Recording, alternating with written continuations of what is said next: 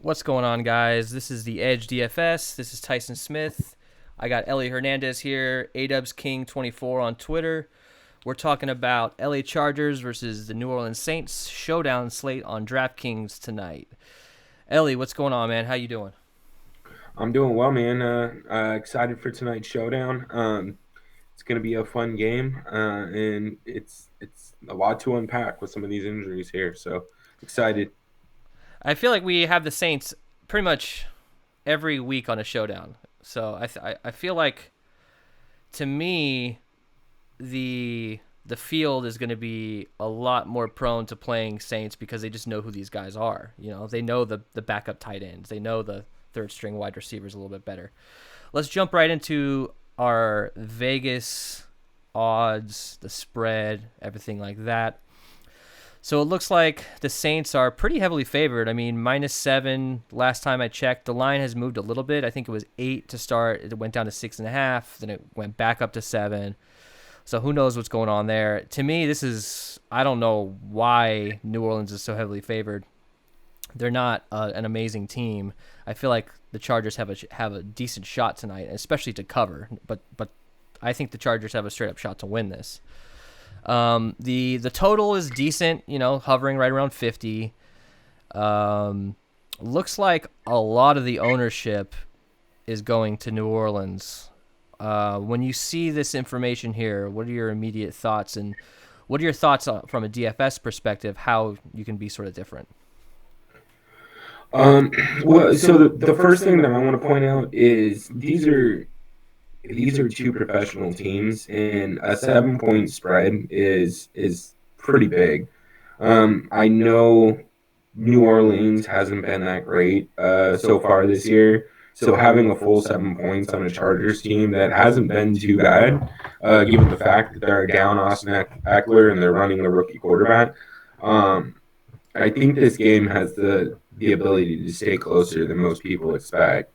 Now, with that being said, I think it makes for some interesting builds if you're paying attention to game script. And we'll get into this a little bit more later, but Alvin Kamara and Latavius Murray, I mean, the Saints are on the ball about 50% of the time. So those two are going to get a majority of the load. And then since Michael Thomas has been down, we've seen Alvin Kamara's target share skyrocket. So I think you can capture most of the offense by going that route. And then if you have pretty much those two guys, I mean, you can go a four stack the other way and be pretty different just because of how much ownership is going to New Orleans. So I think there's going to be some flexibility to play some interesting lineups today, and I think it's going to be a little bit easier to get different than on some of our other slates that we played. Yeah, I agree. So let's talk about injuries tonight. Um, Not a whole lot going on. The biggest questions are Jared Cook and Mike Williams. Michael Thomas apparently punched some dude last week or something, and he's hurt. Who knows what's going on with him? Deontay Harris is out. Jared Cook being questionable. What does that do New Orleans on the New Orleans side of things? If he plays, let's talk about if he plays. Do you like him tonight? Yeah, I like Jared Cook. He's reasonably priced. He's actually cheaper than Treikwan Smith, and I expect to get more target share than Treikwan. So I think he's a great option if he plays. And if he doesn't, honestly, Troutman becomes an interesting play because of his price tag. He has the potential to be some value, but I don't think I'm going to be going that direction tonight. I don't see Drew Brees throwing it to Troutman. I watched the last game where he was expected to go off. He wasn't getting any of the target share. So I think that's going to be a way to get different if people or if Jared Cook is out because I expect Troutman to become pretty chalky at that point. Yeah, exactly. I mean, the Troutman chalk week last week is pretty funny. But that brings up another thing: is he was when someone screws over an entire field, you know, people are not going to want to play him again. So that could be something to talk about in a minute here. Is do we want to throw a couple darts with Troutman again this week? Because I mean, I'm sure people are going to love it if he scores 2 touchdowns tonight. It's just randomly, you know what I mean? All right, let's get into I want to talk about, one second. Let me pull up. I just want to talk about the player pool. Actually, let's talk about ownership real quick. So, is there anything that's sticking out to you ownership wise when it comes to the slate? Is there anybody that's overowned? Is there anybody that's underowned? What are your thoughts on ownership? Give me just a second. Here, I'll pull up. I have ownership up here. I'm going to bring up the obvious fact that Kamara is, I think he's going to be maybe pushing 90% overall ownership. And he could be 30+% in the captain. Mm-hmm. So is that something you even want to, do you have to go with Kamara at captain tonight? Because if you feel like you don't, and you find you think there's more value somewhere else, obviously I want to play Kamara in the flex in pretty much every lineup. I mean, he's going to get the ball, he's going to get receptions. He's basically being used as a wide receiver at this point, with the rise of Latavius Murray as far as carries go. I mean, carries as far as Murray and the splits, they're pretty much equal. Right. I think last week was 11 for Murray and 12 for Kamara or something to that effect. Do we have to play Kamara and the captain to win this week? And if we do, how do we be different? Do we have to take 2 or 3 different low-owned darts? What's roster construction wise? What are your thoughts? Okay, so I don't think you can get different with Kamara at captain. I expect that to be the chalkiest build. So I think it's going to be really difficult to solo ship that unless you pick a $200 guy who's 3% owned, right? And he has a touchdown and 40 yards. But I also don't think Kamara is necessary at captain tonight. Especially if you're looking at a Latavius Murray build where you're stacking both running backs. I think we're counting on Murray vulturing a touchdown or 2 from Kamara. I mean, if he picks up, if Alvin picks up a bunch of yardage and receptions, he doesn't necessarily need a touchdown to get the value that we need. As long as Murray can get some of those, can vulture those touchdowns, then that's enough to get the points that we need and not have him being captain. I will have Alvin Kamara in just about every lineup that I have. I don't think I'll fade at all, but there'll be probably a lot of 2 stacks with him and Latavius Murray. And then, I might run some 3 stacks a little bit this week and throw in a pass catcher. It'll probably be Emmanuel Sanders just because of his price tag, but I might rotate in one of the tight ends as well. So we'll see how that goes. But I think you're right on. I think Alvin Kamara is a building block of everybody's lineups, and I think he has to be a lock tonight. I think so too. I mean, there's no reason to fade him. It's not like we've got, Michael Thomas, and there's just not a lot of options. Even if Mike Williams does play, he's not that expensive. You have Keenan Allen, who's reasonably priced. I mean, he is 9,400, so I guess that is on the upper echelon for wide receivers. Let's talk about actually ownership when it comes to quarterbacks. So we've got Drew Brees and Herbert. They're projected to be right around the exact same ownership, but Drew Brees is $200 more.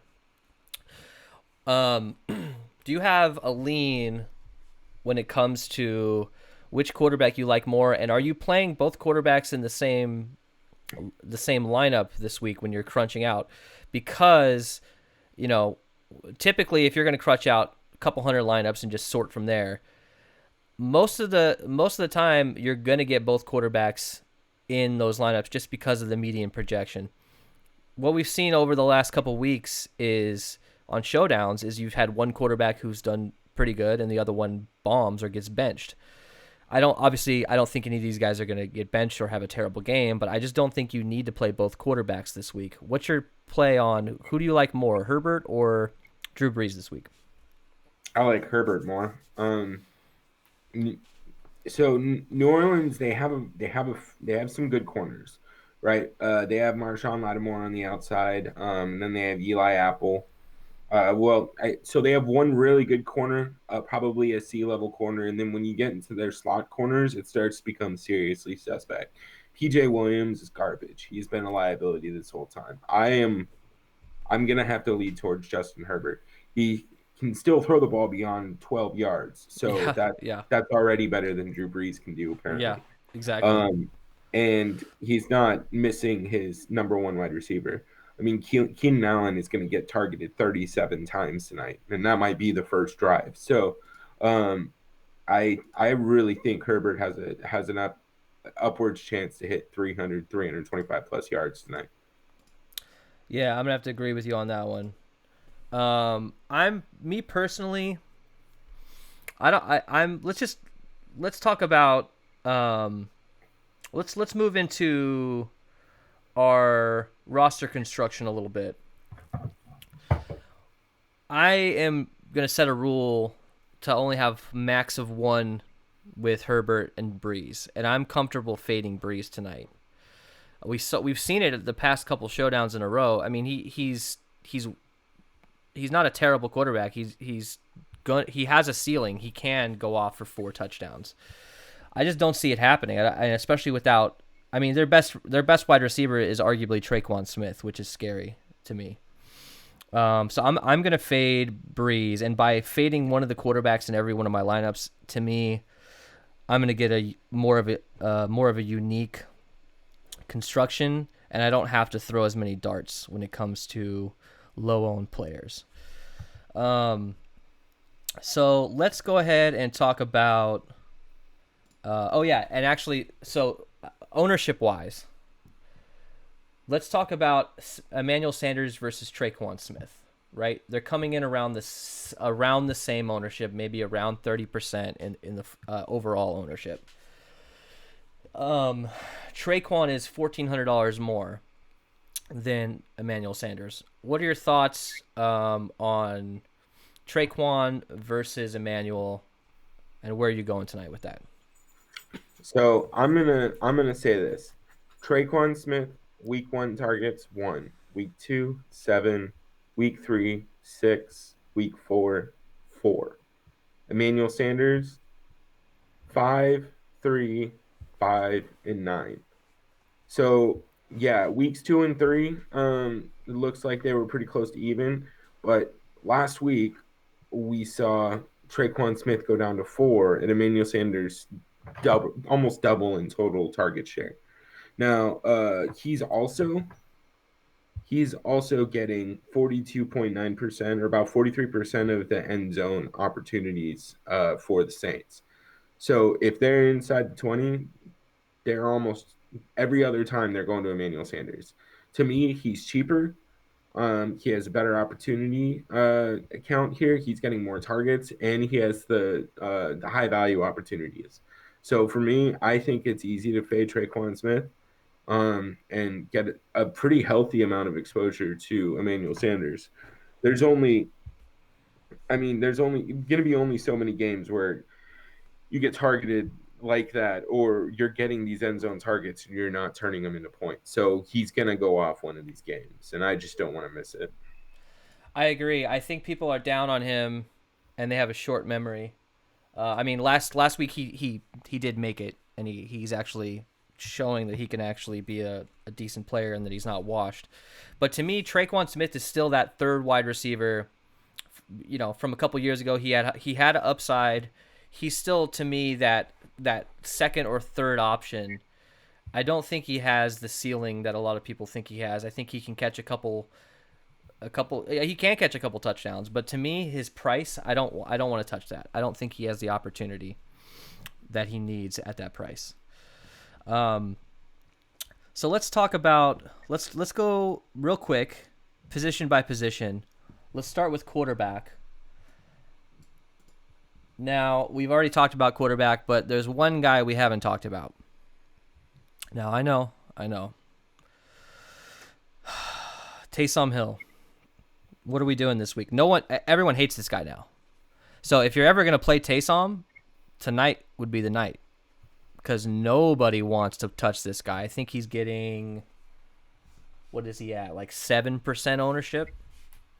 I mean, this guy is on the field a lot more than anybody else at his price. And I think his projection is low based on the fact that I just don't see him. I don't see him getting the opportunities that he did maybe last year, but all he needs is one game. He's going to have a game this year where he scores 2 touchdowns and gets like 5 catches. It's going to happen, but when? What are you I know over the last couple of weeks we've been heavy on this guy and he's disappointed. I think everybody's been disappointed with him. What are your thoughts on him this week? I always cut out a little bit of 2 or 3 lineups where I get some exposure to Taysom Hill. I'm not going to go out there and build 20 or 150 that focus and feature him, but I'll keep 1 or 2, even 3 or 4 available for him. I like him. I mean, again, I think his value is kind of contingent upon the Jared Cook play because if Jared Cook is out, there's still a good chance that Taysom Hill gets some tight end run. But if Jared Cook plays, I can kind of see that cutting into a little bit of his snap opportunity. But again, I mean, he's a Swiss Army knife, right? He's out there to play every potential role. And that means he's a home run hitter. So he could score 2 touchdowns on 2 touches from the 1-yard line, or he could throw for, a 70-yard bomb, and that might be enough to break the slate. So that's why I'll keep a little bit of exposure to him because it's just a lot different playing Taysom Hill, who's going to have an opportunity at 4 different positions than it is playing one of these random guys for $1,000, right? Like Troutman, Totally. he might be starting, but he could play 90 snaps and not see a single target. Yeah, exactly. Taysom Hill will play 5, and he's gonna be near or touching the ball on all 5 plays. So it's definitely worth having some exposure. Just don't get crazy. I don't mind getting crazy with him because, in my opinion, he's going to have that week. They paid this guy a lot of money, right? They're not just going to let him sit on the bench. They want to incorporate him. They don't, the coach, the owner, they don't care what social media has to say about Taysom Hill. They're going to get him in, and if they get desperate, if they don't have, if Jared Cook's out, who the hell are they going to pass to? Who are they gonna throw the ball to? They're gonna use him more if Jared Cook is out. So if Cook is out, I think he's even a better option. I am not scared to play him, 20 or 30% of my lineups because instantly I'm unique and I could stick with high probability plays across the board from there. All right, so running back. Let's talk about running back situation. The Chargers, obviously Eckler's out, so we've got Joshua Kelly and Justin Jackson. A theme over the past couple showdown slates and something I've always done is I embrace the hell out of that running back too on both teams a lot of times. And I'm not afraid to play 2 running backs from the same team, especially in showdown. Or actually, well, only in showdown, not on main slate, obviously. What are your thoughts on Kelly versus Jackson today? And then we'll get into the Saints after that. I think it depends on your game script. If I think you play one or the other. If you're going on a Saints heavy build, it's going to be hard. Both teams are rushing teams. They want to run the ball a majority of the time. So they're both in the top half of rush percentage in the NFL. So I think kind of the best opportunity to build with these guys is going to be the handcuff. So just like you'll stack Alvin Kamara and Latavius Murray, I think you can do the same thing with Kelly and Jackson. Now, I don't think you should do that in the same lineup, right? And in fact, I think it's going to be probably negatively correlated to stack too many running backs. But I think Yeah. this might be an interesting build is by going both of these two and then Alvin Kamara, right? And running 3 running back builds. I think Kamara is going to be, he's essentially a wide receiver 1 at this point. So you can kind of scratch off the RB next to his name. Yeah. And I think that would be a pretty unique lineup because not many people are going to have all 3 running backs. Yeah, it's interesting. I mean, just looking at the pricing and ownership and the projections, Joshua Kelly's 8,200, right? He is, he is pretty expensive for a guy that I don't think really has the ceiling, and I don't think he really has the upside. If you look at Justin Jackson, he's 4,400. They're projected right around 20 to 25% ownership. I'm sure Justin Jackson will be under 20, but they're close to the same ownership. And, their projection only differs by a couple points, their median projection. So to me, I think me personally, I don't think Joshua Kelly is worth the 8,200. I'd rather get more Justin Jackson. I'd rather double the field on Justin Jackson and sort of fade Kelly. And I honestly think the build, just when you build, he's not going to pop a lot, Joshua Kelly. So if you think he can have a good game, I personally don't think he's going to have a lot of ownership. So there is the upside of him getting 2 goal line touchdowns and just destroying the field. But I personally would rather go Justin Jackson. So let's go to the Saints. We've already talked about this. Latavius Murray, in my opinion, is, I wouldn't call anybody a lock, but at 4,800, he's getting a large share of the rushing opportunities, and this guy is getting goal line opportunities. At 4,800 and 20% ownership, I don't know, when are people going to learn with this guy? I know he's failed a couple times, but in my opinion, I think he has the upside to, and also at 20% ownership, you can get a lot. You can get different. What are you going to do with Murray today? Are you going to have a lot of Murray and Kamara? Yeah, absolutely. I mean, I just don't see who's getting the opportunities. I mean, we can tout Adam Troutman and all these random backups all we want, but it doesn't make sense when Latavius Murray is a proven commodity. It's not sexy. It's not sexy to tout him, to Right. tout Murray. Right. But I think that is the safer play. Well, and here's the thing, right? I mean, if I were Sean Payton, I was down my number 1 wide receiver who's top 3 in the league, and my number 1 running back is an amazing wide receiver. I mean, why not line Kamara up in the slot half the game, and then you have Murray and Kamara on the field half the game. So I think we're going to see a lot of those situations. I think the screen game and the short passing game is going to be amplified by Drew Brees, and if Drew Brees has any kind of night, it's going to be because of what Kamara did last time with a 60-yard run after catch, right? I think that's the situation we're going to be in tonight. So I'm with you on this one. I think Murray and Kamara is going to be the way to build. But yeah, I'm going to help a healthy exposure to Murray, and I think he's a great captain play too. Yeah, we'll get into that later for sure. I totally agree with you there. So let's talk about wide receivers. We already talked about the Saints a little bit. Let's talk more about the Chargers. You've got Keenan Allen, Mike Williams, and Jalen Guyton. So Mike Williams is questionable. I love Mike Williams, but he is the definition of a tournament play. This guy is all or nothing. He could score 3 touchdowns in a game, or he can get 1 catch for 4 yards. Keenan Allen is going to be the chalk when it comes to wide receivers. He's around 40% ownership ish. And also with Guyton, let's talk about Guyton, because if Mike Williams is out, Guyton is $4,200. I think he's a really good option.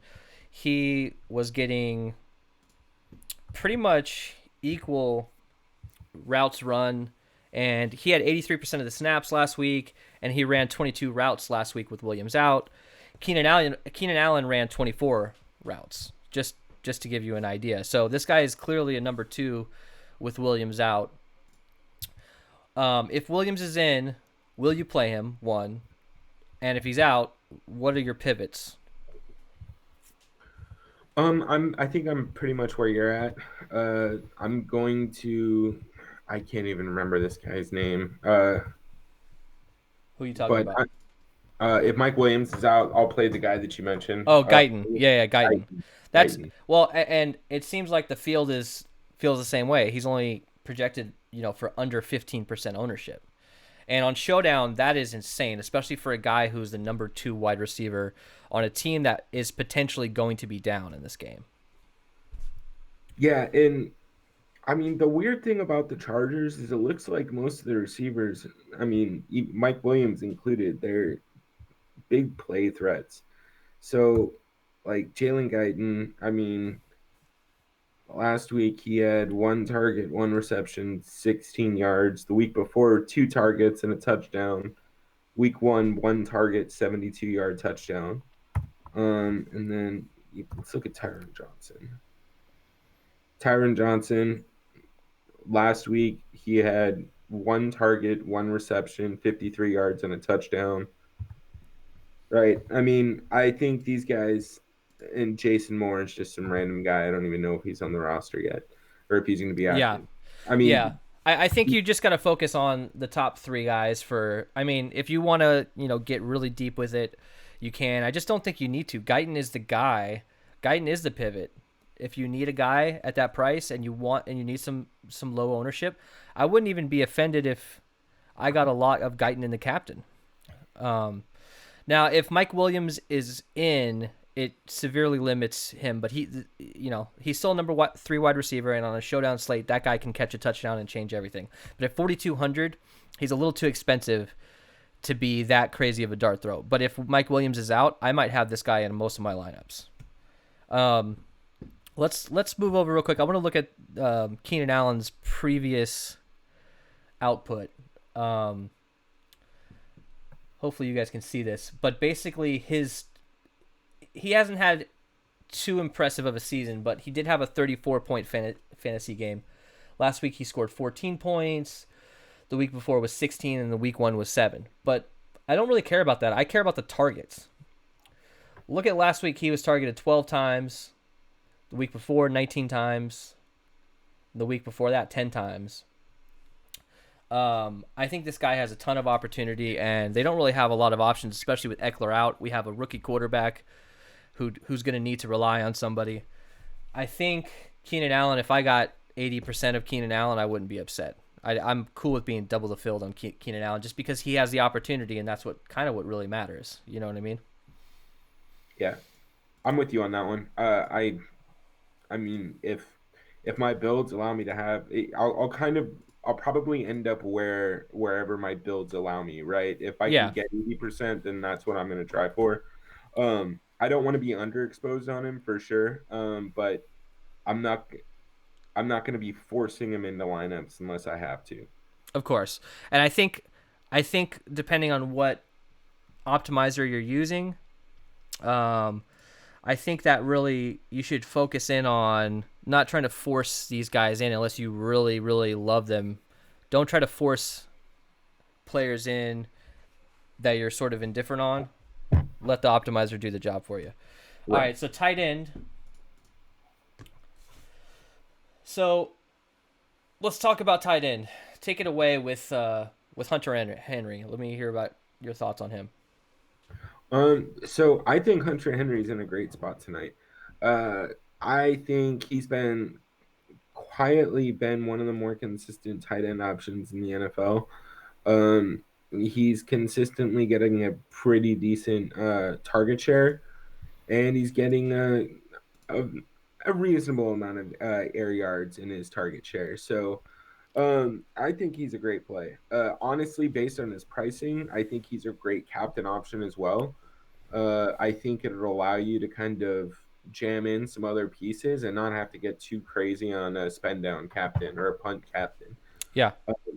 I really like him. I'll probably have maybe half of my lineups with him at captain tonight. I think at 7,800 he's in that weird area where he's He's not cheap enough to really jam in too much, and I don't know how much the optimizers are going to love him. He hasn't really had a breakout performance this year. Against Kansas City, he had 14 fantasy points. But when people see his previous output, they're gonna he's not gonna pop. They're gonna be a little bit scared away from him. And plus he has been injured. He's sort of an up and down player. So I like Hunter Henry today. We all know that rookie quarterbacks a lot of times rely on their tight ends to help him out. So I'm totally down for some Hunter Henry. I don't know if I'm going to get as much captain as you, but I definitely will have a share of captain for sure. I'll be above the field on captain. So let's talk about the backup tight end on the Saints. Let's talk about who we like more here.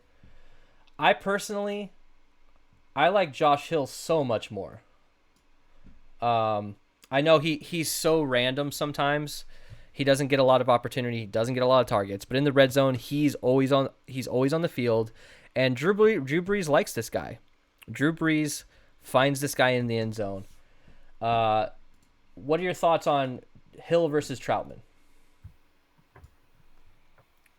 I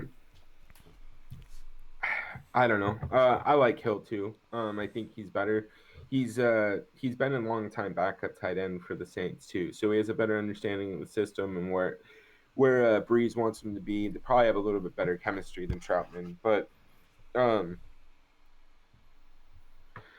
I mean, again, I think this comes down to really how you think the game's going to play out. I am kind of I'm kind of stone cold sold on the fact that Kamara and Murray are going to get a majority of the options, right? And even in the red zone, if Michael Thomas was here, I think we might have some more flexibility when it comes to playing some of these tight ends in the red zone, just because it frees up some other spots, right? Everyone's going to have their eyes on Kamara and Thomas.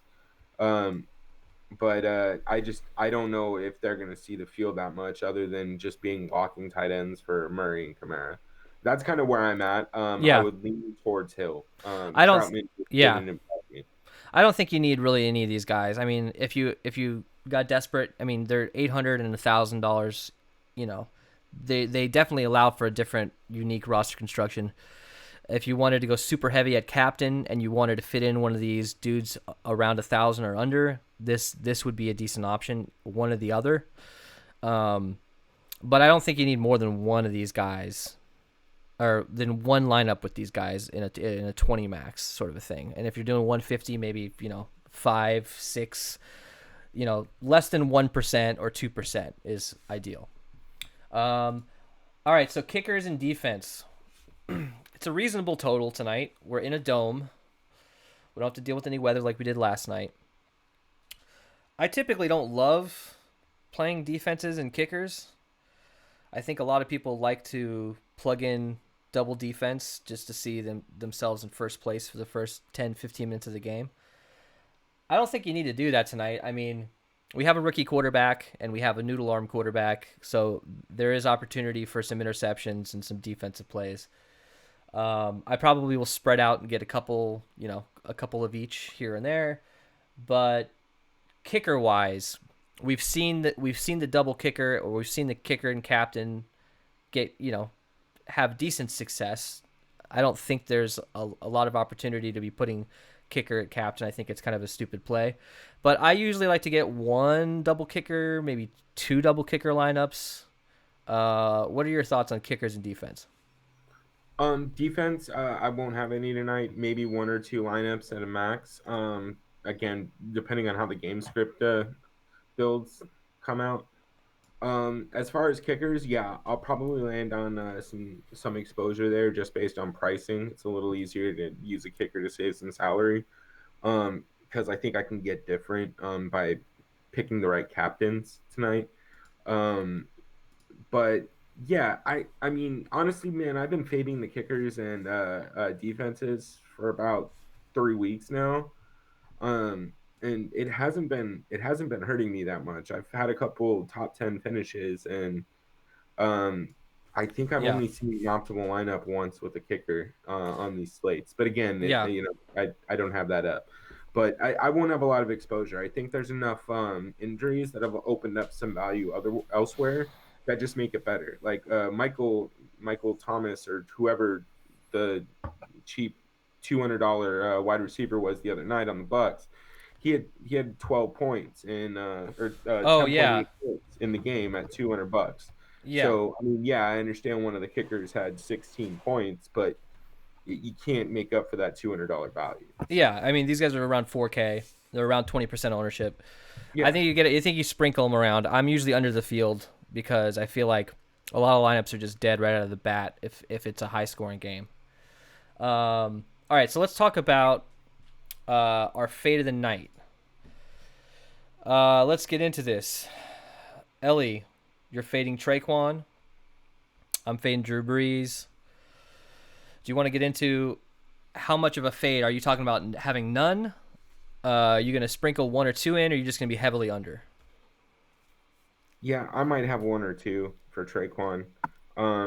And then honestly, I'm on your side of the fence here with Drew Brees as well. I think I might cap him at like 25% exposure. Yeah, But exactly. Treikwan's just too expensive. I'd rather have Emmanuel Sanders. I would rather pay down for Emmanuel Sanders, who is a true number one receiver. Treikwan has never been a number one receiver. And even now, he's still the Yeah. number two receiver. His Yep. target share has gone down with Michael Thomas out. So, I don't like him. I think I spelled his name right, but whatever. You guys get the point. Next, we're going to talk about our favorite captain. Here we go. I love Murray tonight. I think at that ownership, I think he's projected for around, less than or around 1% ownership in the captain, which is just crazy to me. Let me check here. Yeah, around like 2, 3, under 5%. At that point, you have a guy who's getting most of the carries on the team and can score you 2 touchdowns. We've seen it. We did it the other night. I mean, he can come out and also have 23 yards and 2 catches and completely kill most of your lineups. I'm going to take a heavy stand on this guy. I'm probably going to get 50% of him at captain tonight just because he makes the rest of my lineups unique. And with Showdown, we all know that being unique is really important. You have to calculate. You have to look at ownership when you're building, because if you're going to tie in a large field tournament, if you're going to tie with 200 people, there's no point in playing that lineup. Even if you get first place, you're not going to win money. So Latavius Murray does that for me. He's cheap enough. I can fit in a lot of the studs I want to fit in. I can get the roster construction I want. Talk about your boy, Hunter Henry. Yeah, I mean, we talked about it a little bit earlier. His pricing just makes him for a great, unique captain play. Um, I'm right there with you. I think Latavius Murray is also a great captain play, and um, everyone's gonna have Breeze, Herbert, or Keenan Allen or Kamara in their captain. Just by going one of these other ways and then hoping we don't have another 60-point fantasy performance from Kamara. I mean, you put yourself in a very unique spot to climb the leaderboards immediately. And those Yeah. savings, that's the difference between having to go with a guy like, with Marvin Badgley as opposed to Emmanuel Sanders, right? That additional salary is taking you from a kicker to a starting wide receiver. And I think that's very important when you're trying to differentiate these slates. Unless you think Badgley is going to go out and score 18 fantasy points in a 49 team total, right? Then you need to have that salary so that you can move some people around. And I think that's what you're going to get by playing one of these guys. Exactly. And obviously, these aren't the highest probability captains. That's not what we're saying. We're not coming out here and saying these guys are guaranteed locks. To me, these guys have the highest upside when it comes to getting you a unique lineup. And picking a guy at captain like these guys is going to give you a unique lineup, especially if you're going down the route that we're going, where you're fading one of the quarterbacks. If you have Latavius Murray and you fade Drew Brees and you've only got Herbert, your lineup is going to be super unique because the optimizers are going to jam in both quarterbacks with a cheap captain, because that's just it's a median projection. They're not projecting one of these guys to fail, especially a guy like Drew Brees who projects out pretty well. So last minute thoughts on talking about just captain options in general. On DraftKings, I think Keenan Allen is a great play. I think he's popular, but with PPR on DraftKings, we're not going to talk about FanDuel because we don't need to talk about FanDuel at this point. I don't think we're going to need to anymore in the future, anyways. But with DraftKings full PPR, Keenan Allen can easily catch 10 passes. If the dude doesn't even need to get a touchdown. If there's nobody who goes off in this game with an amazing performance, Keenan Allen could have 10 catches, 80 yards at captain, and still be one of the highest scoring players on the slate. What are some other alternate options for you in the captain spot?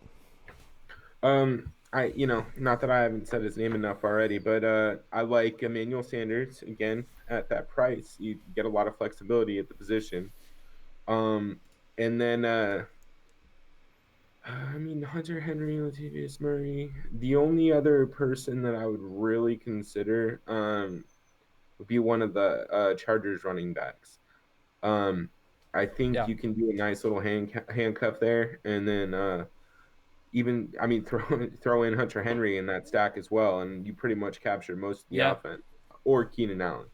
But those are really my guys, and I think kind of staying in that mid-tier range is going to give us the flexibility to build how we need to tonight. I think just keep an eye on ownership, keep an eye on the injury report. But if Mike Williams is in, and we get some positive tweets about him warming up, he looks good, I'm going to jam him in a lot at captain. Now, most of those lineups will probably be dead, but all this dude needs to do is catch an 80-yard bomb. Air yard wise, this guy, I think for the first couple weeks, he was leading the league or top 3 air yards. This guy can absolutely go off. And on the opposite side of that, if he's out, I'm going to look at Jalen Guyton in the captain as well. Mm-hmm. Dude, that dude's not going to get a single. He's projected for 0% ownership in the captain. And, a guy like that at 4,200, he needs 5 catches, 50 yards, and a touchdown to hit his salary. So I think those are some decent options at captain. Try to be different. A lot of times on Showdown, people, they avoid the negative correlated plays, but sometimes you just have to have those guys in there. Sometimes you have to have 2 running backs from the same team. Sometimes you have to fade a quarterback on the other side.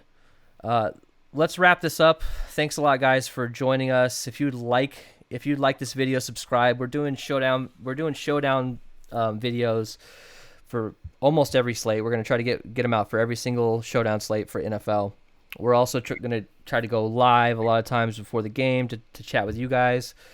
Ellie, you got any last thoughts when it comes to this game and what you're going to build with tonight? Just keep in mind your game script and whatever you think that's going to happen, build accordingly.